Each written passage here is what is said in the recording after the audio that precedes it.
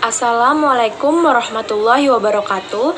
Perkenalkan, saya Dea Artika Sari Dewi dengan NIM 2302040009 ingin memaparkan hasil pembahasan dari bab 4, yaitu manajemen tenaga pendidik dan kependidikan.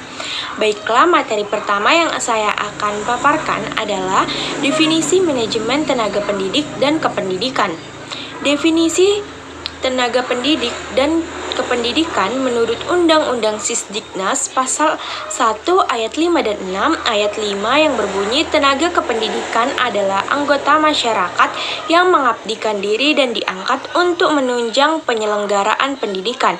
Sedangkan ayat 6, pendidikan adalah tenaga kependidikan yang berkualifikasi sebagai guru, dosen, konselor, pamong belajar, widyasiwara, tutor, instruktur, fasilitator, dan sebutannya lain yang sesuai dengan kekhususan serta berpartisipasi dalam menyelenggarakan pendidikan.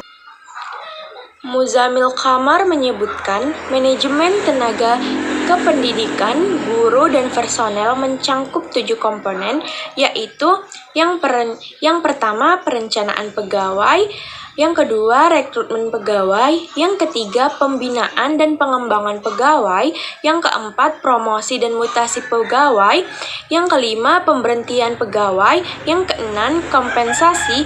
Dan yang ketujuh, penilaian pegawai. Ada 3 definisi manajemen tenaga pendidik dan kependidikan menurut para ahli. Yang pertama, menurut Endang Herawan dan Nani Hartini, adalah aktivitas yang harus dilakukan mulai dari tenaga pendidik dan kependidikan itu masuk ke dalam organisasi pendidikan sampai akhirnya berhenti melalui proses perencanaan sumber daya manusia, perekrutan, seleksi, penempatan, pemberian kompensasi, penghargaan, pendidikan, dan latihan ataupun pengembangan dan pemberhentian. Yang kedua, menurut Didi Nurdin dan Imam Simbaweh, adalah aktivitas yang harus dilakukan mulai dari tenaga pendidik dan kependidikan itu masuk ke dalam organisasi kependidikan sampai akhirnya berhenti melalui proses perencanaan sumber daya manusia, perekrutan, seleksi, penempatan, pemberian kompensasi, penghargaan, pendidikan, dan latihan pengembangan dan pemberhentian. 3. Menurut Sultan Masihud ialah segenap proses penyiapan, penataan, pembinaan, pemenangan, evaluasi, sampai dengan pemutusan hubungan kerja dengan seluruh tenaga kependidikan di sekolah secara efektif dan efisien, sehingga dapat menunjang kelancaran pelaksanaan proses belajar mengajar di sekolah. Jadi, analisis dari ketiga perbedaan definisi tersebut ialah Endang Herawan dan Sultan Masihud menekankan cakupan yang lebih luas, yaitu mencangkup seluruh sumber daya manusia di bidang pendidikan dan kependidikan. Sedangkan Didi Nurdin lebih spesifik pada pengelolaan sumber daya manusia. Endang Herawan dan Didi Nurdin menekankan pada pencapaian tujuan pendidikan, sedangkan Sultan Masihud menekankan pada efektivitas dan efisiensi dalam penyelenggaraan pendidikan. Jadi, ketiga definisi mencangkup proses manajemen yang sama, yaitu perencanaan, perorganisasian, pengarahan, pengendalian, ataupun pengawasan. Materi kedua yang akan saya bahas ialah ruang lingkup manajemen tenaga pendidik dan kependidikan. Sultan Masihud menyebutkan ruang lingkup kegiatan personalia pendidikan di sekolah yang meliputi hal-hal berikut. A.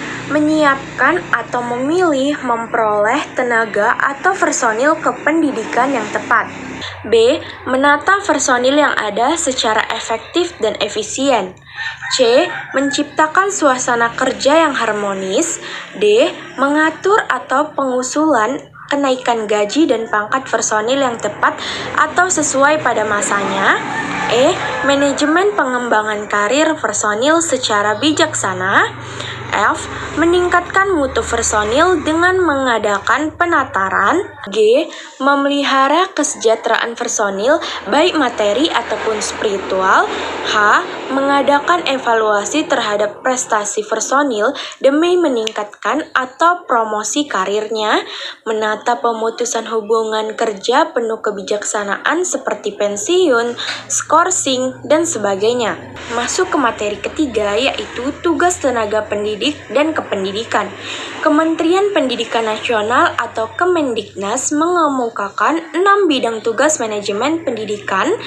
Menurut Sudarman dan Khairil, ke-6 tugas yang dimaksud diantaranya bidang personalia yang mencangkup kegiatan, mengatur pembagian tugas dan guru, mengajukan kenaikan pangkat, gaji, dan mutasi guru, mengatur program kesejahteraan guru, mencatat kehadiran dan ketidakhadiran guru, dan mencatat masalah atau keluhan guru, tenaga pendidik dan kependidikan di sekolah. Ketika saya SMK adalah SMK Negeri 3 Pematang Siantar yang terdiri dari tenaga pendidik, yaitu yang pertama guru mata pelajaran produktif dan normatif, yang kedua guru pembimbing konseling ataupun BK, yang ketiga guru praktik kejuruan. Adapun tenaga kependidikan di sekolah SMK Negeri 3, yang pertama kepala sekolah, yang kedua wakil kepala sekolah ataupun di bidang kurikulum,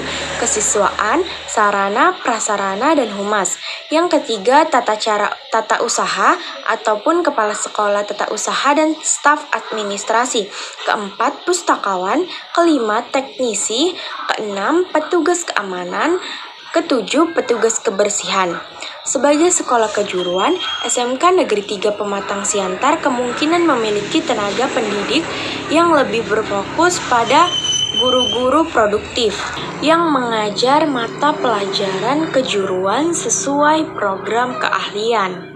Kepala SMK Negeri 3 Pematang Siantar menyampaikan, melihat dari mencangkup dari cukup banyaknya produk siswa SMK yang sudah layak dipatenkan dan bisa diproduksi, tentu membutuhkan BULF dipandang penting bagi SMK yang telah mampu mengembangkan teaching factory-nya sendiri. Ini merupakan metode pembelanjaan praktik yang sama dengan industri dan hal ini memungkinkan SMK dan siswa memproduksi barang dan jasa yang sama dengan industri.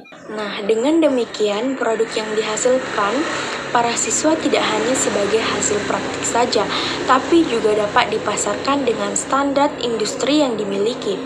Pengelolaan tenaga pendidik dan kependidikan di SMK Negeri 3 Pematang Siantar tentunya disesuaikan dengan kebutuhan dan tujuan pendidikan kejuruan, serta peraturan yang berlaku di sekolah. Materi yang keempat, yaitu pengembangan guru dan staf.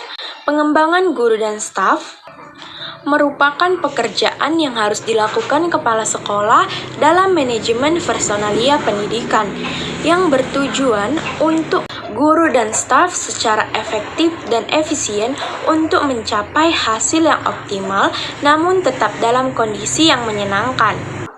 Cara yang dapat ditempuh lanjut mulyasa adalah mengikut sertakan guru dan staf pada kegiatan-kegiatan seperti pelatihan, penataran, seminar, workshop, pemagangan, dan pendampingan yang dapat diselenggarakan oleh lembaga pemerintah maupun non-pemerintah. Di era digital ini, pengembangan guru dilakukan untuk memberikan keterampilan profesional guru dalam menghadapi era digital, di mana murid saat ini sudah terbiasa dengan gadget. Maka gurunya juga harus menyesuaikan dan beradaptasi melalui pembelajaran yang menyenangkan, sehingga guru tidak terlindas zaman. Koni Koirnisa menjelaskan, adapun jenis-jenis pendidikan dan pelatihan guru adalah berikut. Yang pertama, in-house training atau IHT. Yang kedua, program magang. Yang ketiga, kemitraan sekolah. Yang keempat, belajar jarak jauh. Yang kelima, pelatihan berjenjang dan pelatihan khusus. Yang keenam, kursus singkat di LPTK dan lembaga pendidikan lainnya. Yang ketujuh, pembinaan internal sekolah. Cara yang baik menurut saya bagaimana pengembangan guru dan staf yang baik menurut saya adalah seperti yang sudah dijelaskan tadi dengan memberikan pelatihan dan pengembangan. Contohnya, memberikan pelatihan yang sesuai dengan kebutuhan dan perkembangan terbaru dalam bidang kependidikan dan mendorong guru dan staf untuk mengikuti seminar, workshop, penataran, ataupun konferensi untuk meningkatkan pengetahuan dan keterampilan mereka. Menyediakan kesempatan guru dan staf untuk mengikuti program sertifikasi ataupun gelar latihan. Perkembangan pendidikan saat ini khususnya terkait dengan program pendidikan profesi guru atau PPG. PPG saat ini tidak hanya diselenggarakan di lembaga pendidikan tenaga kependidikan negeri tetapi juga swasta terakreditasi pemerintah. Juga membuka kesempatan bagi lulusan S1 dan D4 non-kependidikan untuk mengikuti PPG. Proses pembelajaran di PPG juga semakin diperkuat dengan penekanan pada praktik mengajar yang intensif dan juga minat calon guru untuk mengikuti PPG semakin meningkat setiap tahunnya. Hal ini menunjukkan semakin tingginya kesadaran akan pentingnya profesionalisme guru.